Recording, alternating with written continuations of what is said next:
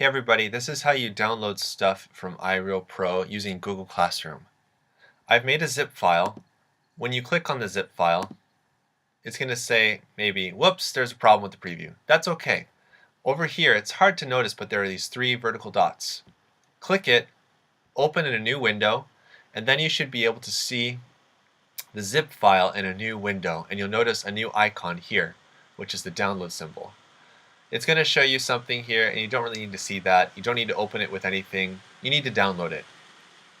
After you've downloaded it, you want to go to Finder. I suppose you could just click it here, and it will open it up in a Finder window.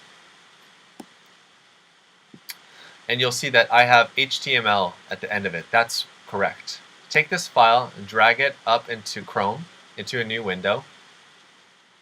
Click this. And then it opens it up automatically within iReal Pro. I'm going to make a new playlist.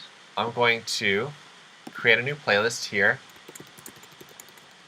I'm going to go to last imported. And there we go. Here's my song. So this song is specifically the Big Four. I explained this in class, and I want to explain it one more time for those of you that were unsure. You need to go into iReal Pro to Preferences, and you need to confirm that you have the correct transposing instrument. I'm a piano player, so I use C. If you're a trumpet player, if you are a tenor saxophone player, then you use B flat. If you're a bari or an alto player, you use E flat. If you're a trombone, you're going to want everything to be in bass clef. Make sure it's set like that. And also, just double check that your audio output is built-in output. You may not have all of these options here, probably don't, but built-in output is your main speakers. Now, you can play this and it will play for you, but you'll notice if I play it, and I'm going to let it play a little bit, it shows 1 of 3. What this means is that it's not going to play this 3 times. What it means is that now we've repeated and we're going to go back again.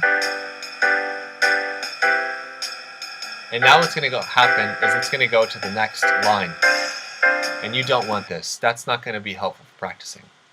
What's going to be helpful is looping an area. You do this by clicking in a measure and dragging to where you want the loop to end. And you notice down here the icon changed.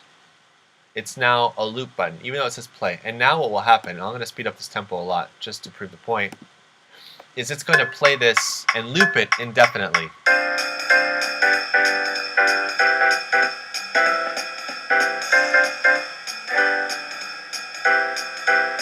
That's the second time, and it will keep going. This is really handy for practicing, and that's the point. That's why this program is so fun and easy to use for practicing. It's really, really awesome. Up here, you'll notice that this says 2 minor 7, 5, 7, 1, and there's another 2 minor 7 to 5, 7, non-resolving. These headers divide the different 4 main progressions that you will see in about 95% of jazz music. Well, 90% of jazz music. This is really helpful. If you can practice the 2-5-1 in the key of C over and over and over until you get so comfortable with it, and you practice a variety of scales that I've taught in class, like the amp scale, your major scale. You could do a dominant scale. You could do lots of different scales. You could even throw in the blues in there. But as long as you're comfortable with this progression, you can practice whatever you want. All that to say, this is great for just self-practice and soloing. You should be practicing all 4 of these. One note is right here you'll see that the A7 is up top. You're not going to hear the A7, but just know that you can play, and you could play an arpeggiated A7 here, or you could play the 2 harmonic minor in this measure for the turnaround. Because notice that this is 2, 5, 1, 6. This is 1, 6, 2, 5. 2, 5, 1, 6, 2, 5, 1, 6. The same thing, it's just we're starting with C here, we're starting with D here, we're starting with 1 here, starting with 2 here. So it's just offset by 2 measures. I explained this in class today, October 13th, 2016, that minor 2-5-1 is going to use the harmonic minor scale. I didn't write that down, but it is definitely implied with everything that's here. So be listening to these chords as they pass by, and it sounds very different compared to the 2-5-1 that's in a major key. It sounds really pretty, and it sounds just different. Just be aware of the chords as they're passing by and what you should be playing. And the licks that I give you the next couple of weeks will help you in knowing what to play there, give you some starting points. Lastly, this 1-6-2-5. I want to stop and look at this 6 for a second. And I said it before about the A7. This is a 6-7. This 6 puts back the 2-5 a bit. If you think about going up fourths, 2, 5, 1. D to G, D, E, F, G, G, A, B, C. It's the same interval. So all the A is doing is we're going back 4. So C, B, A, G, G, F, E, D, D, C, B, A. It's working with fourths. So now we have this extra chord that sounds very interesting. It sounds really nice.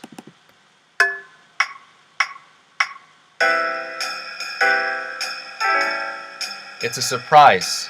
You don't expect to hear it.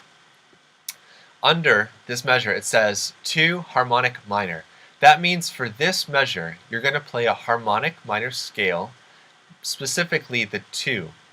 Now this looks confusing. It looks like 11. It's 2 because you're going to transpose this to other keys. If I want to practice this in the key of F, then I can't write D harmonic minor scale here, because now that we're in F, we're really going to play a G harmonic minor scale here. If we're in the key of E, we're going to be playing an F sharp harmonic minor scale here. So that's why it's a Roman numeral. It's for your benefit. Down here, this is an extra bit. This is major 2-5 going to the natural minor 2-5. This is useful for tunes like Autumn Leaves, where it goes to major and minor and various other tunes. And at the very bottom, you'll see most common keys. And these are the songs that you'll most likely play in jazz or see in the real book. And they are predominantly in these keys. Notice that some are left out, like F sharp is not here. The key of C sharp isn't here. And these are concert keys. So it will be different for you, but these are concert keys. So if you're a transposing instrument like alto or tenor and trumpet, then you're going to have to transpose to figure this out. But you can do it, I'm sure you can. A couple quick things. You can change the key here on the bottom right hand side. So I can choose the key, but it doesn't change these letters. It only changes the chords. And I can change the style. So I could go to up-tempo swing and it automatically changes the tempo.